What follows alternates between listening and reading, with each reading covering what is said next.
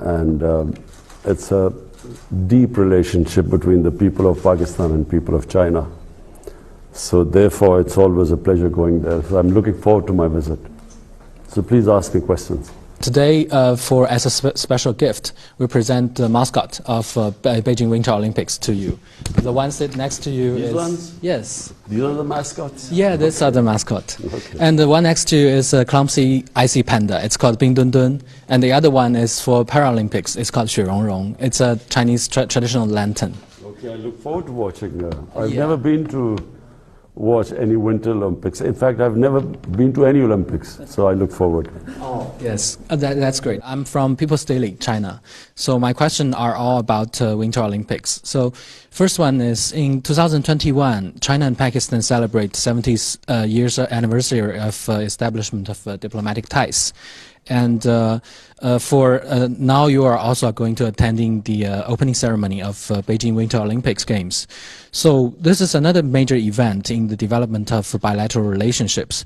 So how do you evaluate the high-level development of Pak-China relationship? Look, the relationship between the two countries has just got stronger over a period of time.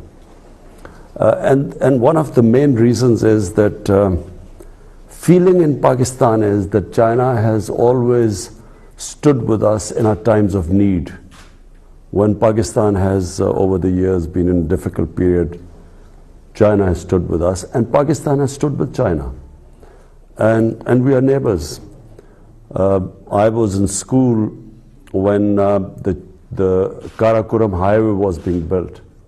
And that was a collaboration between the Chinese government and the Pakistan army. And it was a very difficult venture because the road was very difficult, there were steep mountainsides. And I remember the number of Chinese who died building the Karakoram highway. So the relationship is it's a deep relationship. And so over a period of time, it has actually got even stronger. And CPEC, of course, has also linked us, the two countries. We know that sports always plays an important role in uniting people together. And for this Winter Olympics, it's also a very special time because it is the post-pandemic time.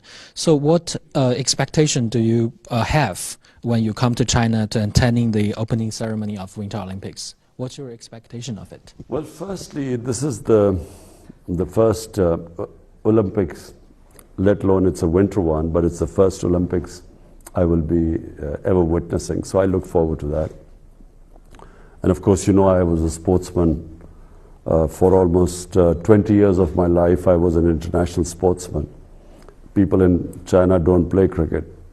I'm hoping that as our relationship gets stronger, we will also teach Chinese how to play cricket so that, you know, China can also become a great cricketing team. But I look forward because, you know, it's as a sportsman, it's apart from our relationship, close relationship between the two countries. It'll be very interesting for me to see a competition. Ever since I have been in politics, I've had no chance to watch any sports. Yeah. So, what do you think the Winter Olympics means to this post-pandemic era? I think it's a very, you know, pandemic has devastated apart from anything else. It's sporting events all over the world have been affected by the pandemic. So in this context, I think it's for China to have gone through with the Winter Olympics, I think it's very admirable. Assalamu alaikum Janab Wazir Azam Sahib. मैं हूँ Xinhua news agency की Urdu service की जोशु ख्वा। जैसा कि आपको इल्म है कि गिलगित बल्तिस्तान से ताल्लुक़ रखने वाले एथलीट मोहम्मद करीम वो बीजिंग 2022 सरमाई ओलंपिक्स में पाकिस्तान की नुमाइंदगी करेंगे। हम इन मुकाबलों में पाकिस्तानी खिलाड़ी की शिरकत का बहुत खैर मकदम करते हैं। आपका शुमार दुनिया के बेहतरीन खिलाड़ियों में से एक है। मैं पूछना चाहती हूँ कि मुस्तकबिल में आपकी हुकूमत पाकिस्तान और चीन के दरमियान खेलों के ताउन को फ़रोग़ देने में क्या इक़दाम करेगी? देखिए, सबसे पहले तो जो गिलगित बल्तिस्तान का इलाका है और कई पख्तूनख्वा के भी इलाके ऐसे हैं कि वहाँ स्कीइंग के लिए, और स्कीइंग मेन चीज़ है विंटर ओलंपिक्स की, तो स्कीइंग के लिए बेहतरीन जगह हैं। लेकिन अभी तक पाकिस्तान में हमने कभी सही माने में स्कीइंग के ऊपर तवज्जो नहीं दी। बड़ी कम जगहों के ऊपर स्कीइंग होती है।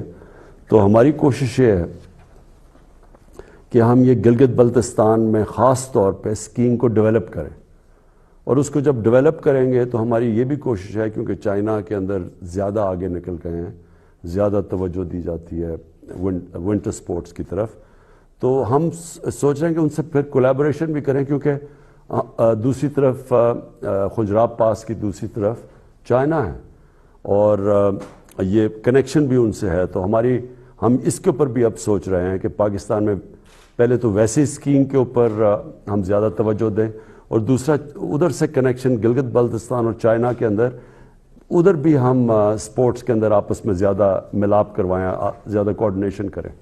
Thank you, Your Excellency. It's Brody Jiang Chao with Xinhua News Agency. So my question is that you praised China's development model on many occasions. And we know that China has developed a whole process, people's democracy, and committed to a people-centered approach. However, the United States and the Western countries try to impose their democratic model to other countries. So my question is that how do you think of China's whole process, people's democracy? Thank you.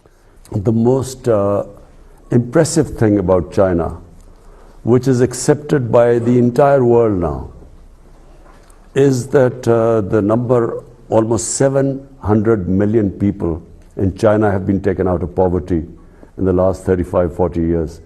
It's never happened in human history before. And this is what impresses the entire world about China, whether they are in good relationship with China, they are on the other side, they sort of oppose China, but everyone has to accept that this has never happened in human history before. And so if you ask me what impresses me most about China, it is this fact. Because my main objective is somehow to raise people out of poverty in Pakistan. And so, when I went to China, I specifically wanted to know the steps taken for alleviating poverty there. And so the reason why I think that the Chinese model of development is what we want to emulate is because, it was an inclusive growth in China. When China grew, the whole population grew with China. It wasn't, unfortunately, like in a lot of the rest of the world, where the rich get richer and the poor, in fact, get poorer. The gap between the rich and poor gets wider. In fact, in pandemic, we discovered that the poor people got poorer and the super rich got even richer. And so China is a model for all those countries who want to have inclusive growth. Sir, मेरा ताल्लुक़ FM 98 दोस्ती channel से है। जैसे कि हम जानते हैं, आप हमेशा खेलों और वर्जिश के ज़रिए सेहतमंद तर्ज ज़िंदगी बरकरार रखते हैं।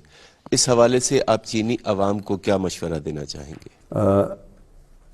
चाइना के अंदर ये जो हमने देखा है कि एक तब्दीली आई है चाइना में। एक तो लोगों को गुर्बत से निकाला उन्होंने, लेकिन स्पोर्ट्स के अंदर चाइना कभी भी इतना आगे नहीं था दुनिया में जितना अब पिछली 2-3 ओलंपिक्स में चाइना की परफॉर्मेंस बहुत इम्प्रेसिव रही है। तो इससे वाज़े होता है कि वहाँ बड़ी तवज्जो दी जा रही है अब स्पोर्ट्स की तरफ और फिटनेस की तरफ। दूसरा मेरा सवाल यह है कि हुकूमत पाकिस्तान मुल्क की तरक्याती हिकमत अमली को जियो पॉलिटिक्स से जियो इकनॉमिक की तरफ मुंतकिल कर रही है। पाकिस्तान की तरक्की के लिए चीन पाकिस्तान स्ट्रेटेजिक और इक़्तिसादी ताउन से आपकी क्या तवक्कुआत वाबस्ता है? देखिए, चाइना ने गुर्बत कम कैसे की? चाइना ने गुर्बत ऐसे कम की कि उन्होंने अपनी इकॉनमी को ग्रो किया। जो ग्रोथ रेट जैसी जैसी उनकी बढ़ी, तो उन्होंने उस ग्रोथ रेट से लोगों को गुर्बत से निकाला। अगर आपने गुर्बत से लोगों को निकालना है तो जब तक आपकी इकोनॉमी ग्रो नहीं करेगी, वेल्थ क्रिएशन नहीं होगी, तो आपके पास किधर से पैसा आएगा नीचे से लोगों को ऊपर उठाने के लिए।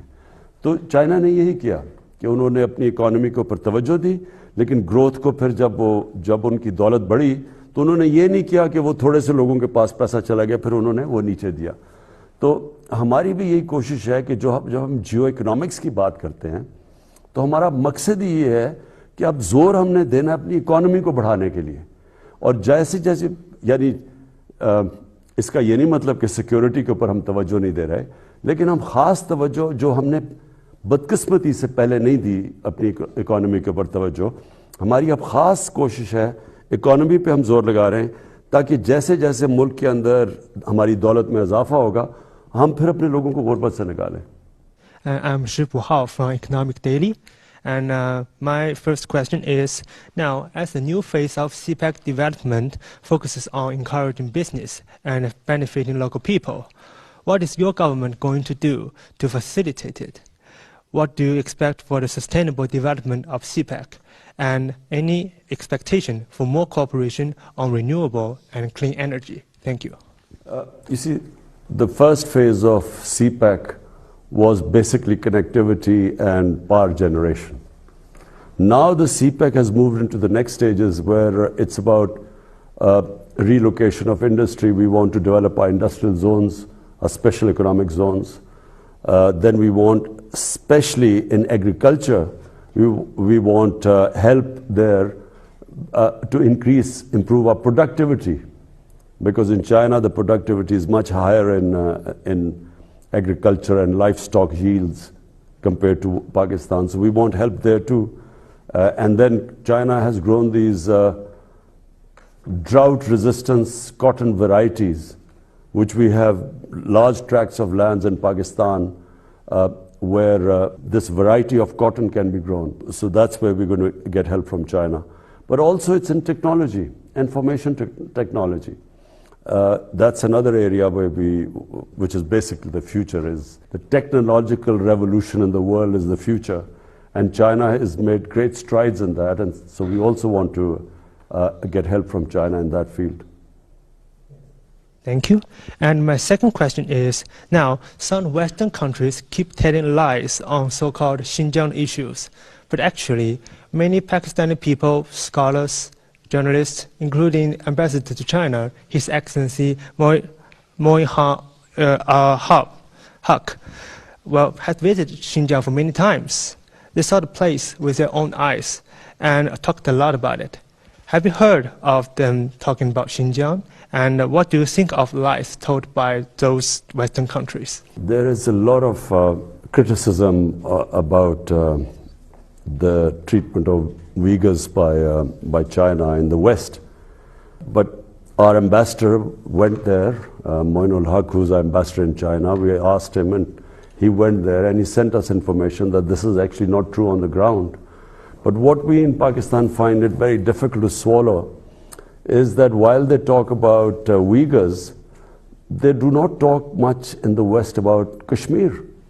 Because in Kashmir, the worst violations of human rights are taking place by India.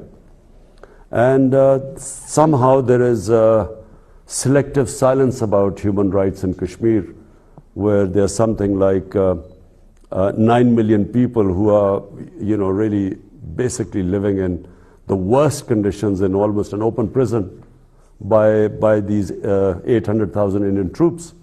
So we find it very difficult that while on one side they talk about Xinjiang, but on the other hand there is the silence about Kashmir is deafening for us.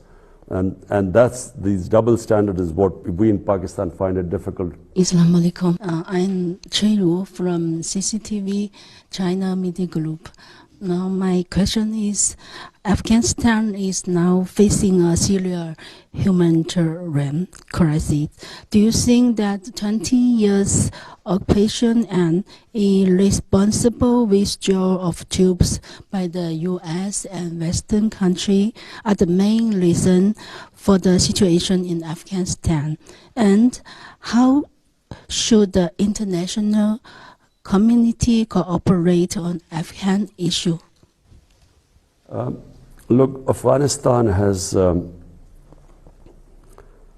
suffered for 40 years.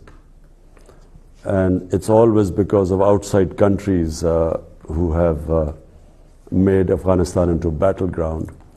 And so for 40 years, people of Afghanistan have suffered. And this is now, after 40 years, there's a chance of peace in Afghanistan. Because actually there is no fighting going on in Afghanistan, and this is, after 4 decades. So what should the international community do? The international community right now should understand that people who have suffered for 40 years, and when the foreign forces have left Afghanistan, they cannot just leave Afghanistan without thinking about the aftermath or how the people of Afghanistan are going to survive from here. Because in 1989, when the Soviets left Afghanistan, so did everyone else, and Afghanistan descended into a civil war. And about almost 200,000 Afghans died. There was chaos in Afghanistan. And from that chaos emerged the Taliban. And now, after 20 years, if everyone abandons Afghanistan, the situation, number one, the people of Afghanistan, and I'm talking about almost 40 million people of Afghanistan, they are going to, you could see the worst humanitarian crisis there. But on top of it, if there is chaos in Afghanistan, then it's possible that the same conditions are created which were created 20 years ago when the US invaded Afghanistan. Same thing could happen again if there is chaos. So what should happen is that the international community should just think of the 40 million Afghan human beings there. Whether they like the Taliban government or not should be secondary. The welfare of the people of Afghanistan should be the foremost, and they are facing one of the worst humanitarian crises right now. And they really need help as soon as possible. My next question is, in a few days the Chinese Lunar New Year will come. What are your wishes for the Chinese Lunar New Year? And what are your expectation for Pakistan-China cooperation in 2022? Well, first of all, let me congratulate the people of China for their Lunar New Chinese Year. So I congratulate everyone. My expectations are that we have a relationship with China which is mutually beneficial for both countries, and we hope that in this relationship, because we are looking to raise Pakistan's economy and the well-being and raising people out of poverty, so we hope that we will, we are already learning from the Chinese experience. But there's one thing I forgot to say, which we want to learn from China, is how they have built their mega cities. You see, China has these huge cities now, and the way they have dealt with the problems that come of having mega cities. And I'm talking about air pollution, I'm talking about, the waste disposal. It's a science to manage a huge city. So unfortunately, our cities are growing at a very fast rate. Pakistan is urbanizing at one of the fastest rates. So we also hope to learn from the Chinese experience how they have coped with their urban development. Your Excellency, Mr. Prime Minister, as Cui said, our Chinese Lunar New Year of Tiger is coming soon. So we hope you can also express your best wishes to our Chinese audience. मैं China की आवाम को China का जो lunar new year है, मैं सारी कौम को पाकिस्तानियों की तरफ से मुबारक देता हूँ. शुक्रिया. शुक्रिया. Okay ji, thank you.